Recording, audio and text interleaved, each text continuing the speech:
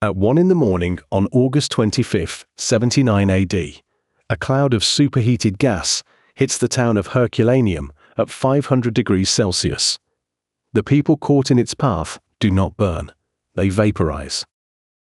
This is the city that died alongside Pompeii, but almost no one talks about it. Herculaneum sits on a cliff 20 meters above the Bay of Naples. It is a resort town for the Roman elite, a place of seaside villas and marble colonnades.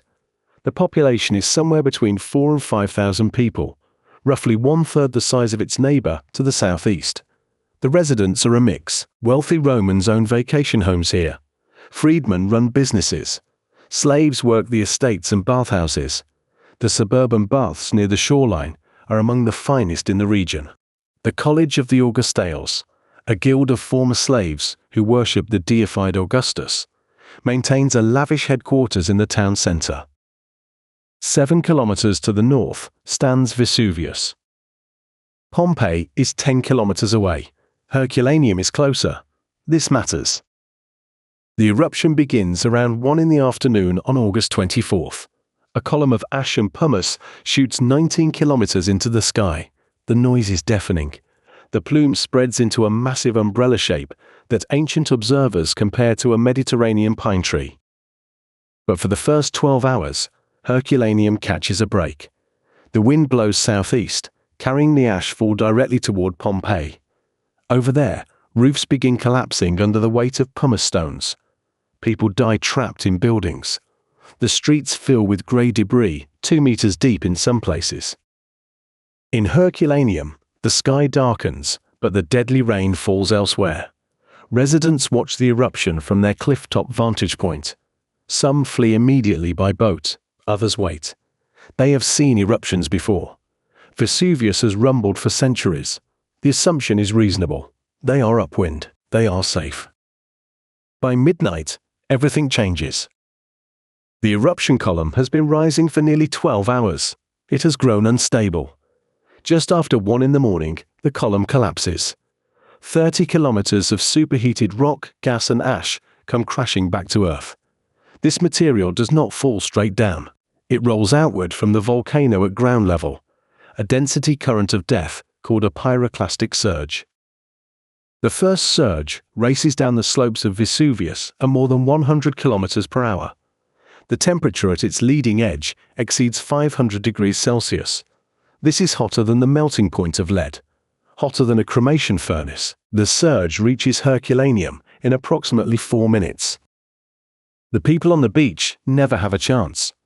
Archaeologists will later find more than 300 skeletons in the boat chambers along the ancient shoreline. Families huddle together waiting for rescue ships that arrive too late. The thermal shock is instantaneous. Soft tissue contracts, muscles seize. Skulls fracture from the pressure of boiling brain fluid. One victim's skull shows a pattern consistent with flash vaporization of cranial contents. 6 surges hit Herculaneum between 1 and 8 in the morning. Each one deposits a layer of volcanic material. The town does not get buried in loose ash like Pompeii. It gets encased in pyroclastic flow deposits that cool into rock. 20 meters of volcanic material eventually cover the site. The cliff that once overlooked the bay becomes the new ground level. Pompeii is buried under 4 to 6 meters of pumice and ash. Herculaneum lies under 20 meters of stone-hard volcanic debris. This difference in burial depth shapes everything that follows.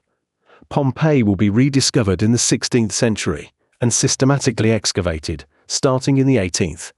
Herculaneum will remain largely hidden. The modern town of Herculano sits directly on top of it. Digging means demolishing homes, relocating families, spending money that Italian governments rarely allocate.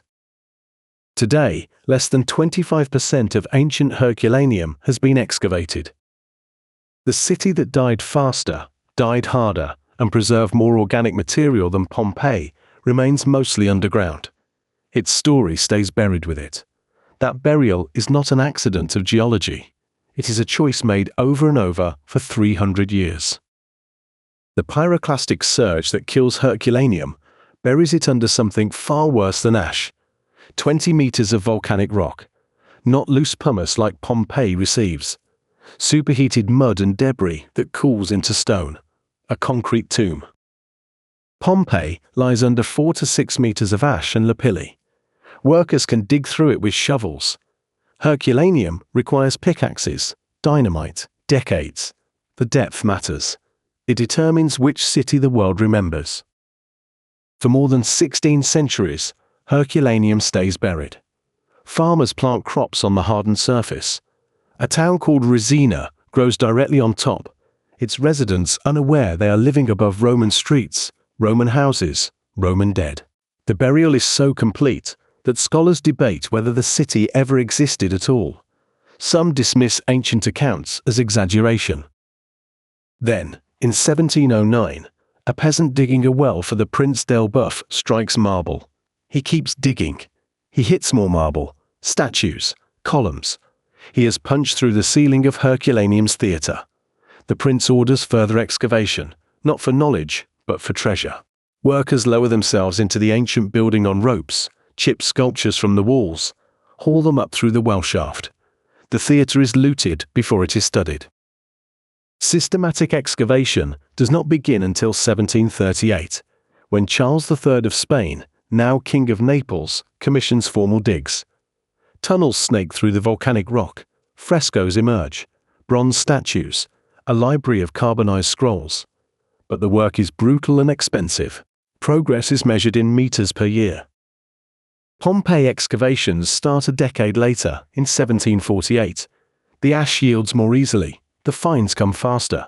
Within a generation, Pompeii becomes the famous one. Herculaneum fades into footnote status. For 200 years, scholars assume Herculaneum's residents escaped. The city yields almost no human remains.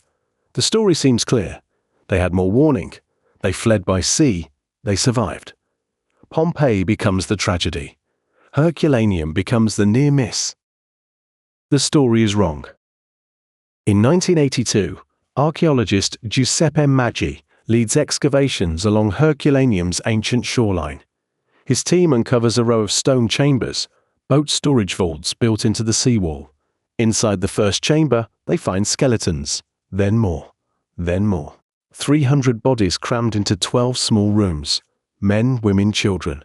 Entire families huddled together. They did not escape. They ran to the beach and waited for rescue boats that never came. The pyroclastic surge caught them there, pressed against the sea with nowhere left to go. Forensic anthropologist Sarah Beisel arrives in the 1980s to analyze 139 of the skeletons. The bones tell individual stories. A soldier carrying a sword and a bag of coins. A slave still wearing iron shackles. A woman clutching gold jewelry and 2 infants. A young girl with a distinctive pelvis injury, possibly from years of grinding grain. Class and status frozen in Cassium. Current estimates put the confirmed dead at 300. The true toll may exceed 1,500.